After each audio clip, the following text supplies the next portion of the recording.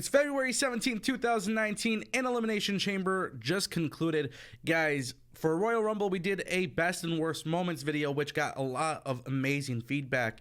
So I thought I would do that for this, but this time I'm going to narrow it down to 3 moments. So there's going to be 2 good moments and 1 bad moment. So as you guys could tell, usually when people do reviews or anything like that on YouTube, they talk about every single match, every single detail, and everything that pretty much sucked. And I want to be real. I want to narrow it down to 3 moments. So 2 of them are good, 1 of them is bad. I'm not saying there's not other bad moments. I'm not saying there's not other good moments. What I'm telling you is that these moments were the ones that really captivated my attention. And whether it's for good or bad, you guys will find out. So with that being said, thank you for stopping by to DestinationPW.com. My name is Tony. You guys can follow me on Twitter at Tango with Tango. Got the links in the description.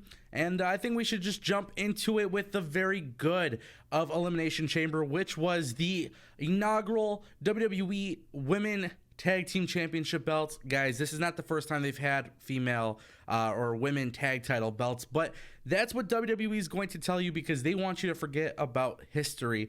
But with that being said, the hug and boss connection, or boss and hug connection, I don't know which way they go with this, but Bayley and Sasha Banks did win, which I felt like was a little predictable. But the reason why this was so good was because this was a really good match. And there were some moments that I feel like if you guys go back into the WWE Network, you guys will definitely understand what I'm trying to say.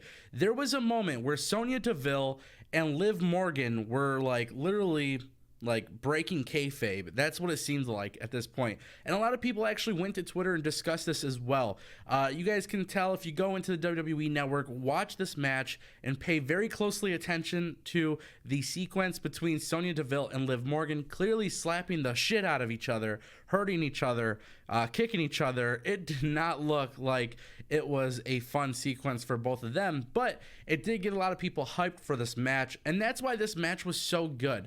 Usually a lot of people like to criticize this group of people, right? And what I mean by that, more specifically, Tamina, Nia Jax, the Iconics, you know, a lot of people aren't too thrilled that some of the teams that were in this match, you know, just kind of the way it was built from the ground up, right? The story and everything like that. The whole Carmella Naomi tag team, like it just kind of seemed like they were throwing teams together in some ways. And I think for what we got out of this match, it was a really good match. And one thing that was really awesome, which I'm glad WWE, I would have to assume they thought about this prior to the match starting, but every tag team was dressed like an actual tag team. They looked and felt like a tag team, and that was something that a lot of people were going to criticize if that didn't happen, because obviously they're throwing random people together. But very awesome match. Bayley and Sasha Banks do get the win. The hug and boss connection, which, you know, these title belts are cool. I like the title belts. I'm glad that they're going around with this. Fun fact for a lot of people who don't know, but the WWE 4 Horsewomen, they had, you know, obviously Charlotte becoming the first Raw Women's Champion. Becky Lynch became the first SmackDown Live Women's Champion. And now Bayley and Sasha Banks are the first women tag champions, or at least in the eyes of WWE. So, you know, this was a good match for a lot of reasons. Obviously, good in-ring action. I felt like WWE actually does have potential with this division, and that was something before this match. Honestly, guys, I wasn't too happy for. Like, it was something that I just feel like they kind of threw this together. And, you know, one thing that I saw a lot of people say on Twitter was this should have happened a year ago. And I'm not gonna lie, like, yeah, this moment would have been good a year ago. This moment would have been perfect for the Evolution pay-per-view. But at Elimination Chamber, it was a good match. I'm really high on Fire and Desire, which is what they're calling Mandy Rose and Sonya Deville. I think they're going to be great. Really funny thing, really weird thing. Carmella and Naomi were out first in the match. Got some really crazy, weird chants from the crowd. I'm sure you guys already know why. But yeah, they were out first. This was just a really good thing for WWE. It was a great way to start the pay-per-view. It was reported that before the pay-per-view went live, it was reported that this was the main event. We're going to talk about why that's actually a good thing that it wasn't. But this was one of the best things that happened tonight. Obviously, you know, 10 years from now, when you look back at history, they're going to be talking. People will be talking about how wonderful this match was. for WWE to crown the inaugural women tag team champions.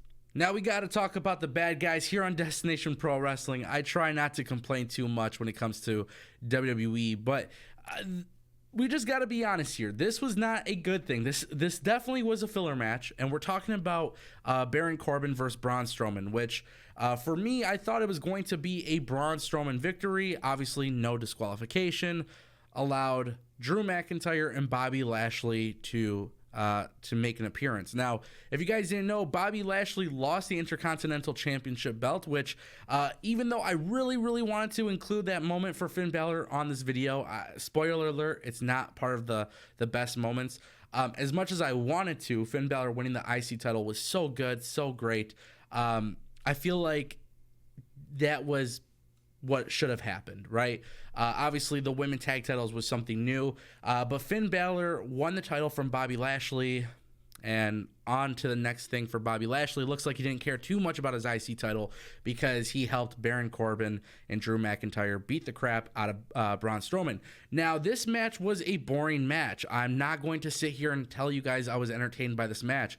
There was a lot of back and forth, but this is nothing that we haven't seen before. And typical Braun Strowman fashion, the guy can't really get knocked down until, 100 people get involved. And it was really more so about the double table setup. So obviously they kind of did like a shield powerbomb onto a double table stack.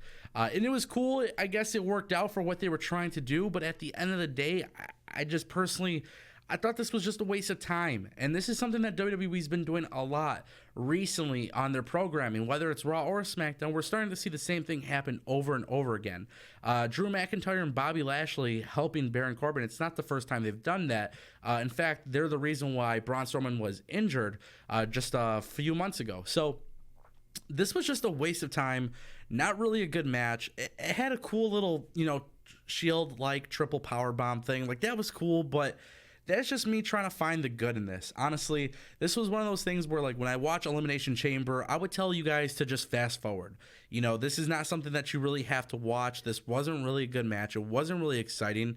And honestly, this was ultimately my worst moment for WWE's Elimination pay-per-view. I don't think there was anything worse. I mean, literally, people on Twitter were more happy about the fact that Lacey Evans showed up and literally said nothing or did nothing. They're more happy about that than this. And the reason why Braun Strowman definitely deserves better. Guys, Braun Strowman going into WrestleMania, he should have been the world champion. He should be the WWE Universal Champion. But for some reason, WWE is having a very hard time pulling that off. And it looks like they're not going to pull that off. So, again, Braun Strowman gets humiliated by Baron Corbin. This is not only a crappy match, not only a boring match, not only was it a filler match, but literally it's just repetition of what we've seen on Raw for several months now. And that's definitely going to claim today's worst moment for Elimination Chamber. Now, you knew it was coming, guys. We have to talk about the performance of Kofi Kingston in the main event. This was, honestly, like, if this match was the first match, I don't know if we'd be talking about this, but Kofi Kingston had the world on fire. Literally, not only was he trending on Twitter, not only was he trending all over the online internet, but, guys, he was killing it. He had the crowd on their feet, and I think WWE did something here that made this moment so special. Kofi Kingston did not walk out with the WWE Championship, but they literally had people feel like he was going to walk out as WWE Champion. They did some incredible storytelling in this main event, and that is something that WWE has kind of been having a hard time with lately. That is something that WWE, even though they're the #1 promotion in the world, they've kind of been slacking on storytelling and consistencies within their story. It's kind of the same reason why I couldn't put Charlotte, Becky Lynch, and Ronda Rousey in this video, because Becky Lynch showed up on the pay-per-view. She was suspended. She's not allowed to be in the arena. So, like, storyline-wise, it just didn't make sense. It fell flat from what it should have been. So when you watch this video, and before you leave a comment, you're going to say, wow, these were your best and worst moments. This is how WWE does a really good job of telling stories. And we know that going forward, the women's tag titles can potentially have a really very nice key matchup for WrestleMania. And that's why this match specifically was also such a great moment for WWE, because I feel like now WWE's listening. WWE doesn't genuinely listen to their fans. We've known that for a really long time. Kofi Kingston, I don't know if I expected him to get the title, but I know if there was ever a time where I wanted Kofi to win the title, it was tonight. After the match, guys, this whole match you got to watch. Like, realistically, from AJ, Jeff Hardy had some crazy spots, Samoa Joe, like, everybody was such a key part in making this match successful. But Kofi got the crowd believing that he could actually win. When we find out that he doesn't win, WWE actually puts the spotlight on him. He gets to celebrate with the New Day. He's, walking out and enjoying and taking in the response from the fans. Ultimately, guys, this was one of the greatest things to happen in WWE so far this year. I know it's only February, but this shows me that WWE is listening. And they didn't do some screwy finish. Like, they didn't have, the Wyatt family or Daniel Bryan and Eric Rowan. Like, they didn't do something to screw this moment up. And that's another thing. Like, I know a lot of times people don't want to credit WWE, but you should credit WWE. They just put a guy who's been there for, 11 years at this point, and he's never held the world title. And they made hundreds of thousands, millions of people actually believe that he could be a champion. And that right there is a reason why you guys should watch this match. Ultimately, I thought it was entirely, I thought it was zero chance that Kofi was going to go into this match and actually be the last person to possibly win. But he got eliminated last. And that's something that, honestly, I think the reason why, maybe that was Mustafa Ali's spot. I don't know. But Kofi's a professional talent. He took the running knee, and he kicked out, and the crowd went crazy. Like, people bought into this, and that's another reason why we just have to give this match a thumbs up. So, out of so many moments, guys, this is what I thought was the best and the worst. I'm not saying other moments weren't good, so just keep that in mind. We're not saying that there's not other bad or other good moments. Trust me, there was a lot of other bad stuff that happened on the show, and there's plenty other good stuff. But from a logical storyline placement, these were the three moments that made the most sense. So I want to know what you guys think. If you guys disagree, that's totally cool. Leave a comment down below. As always, click that thumbs up button. Leave a comment. Give me your response. Share what you guys feel about Elimination Chamber. And as always, click that subscribe button.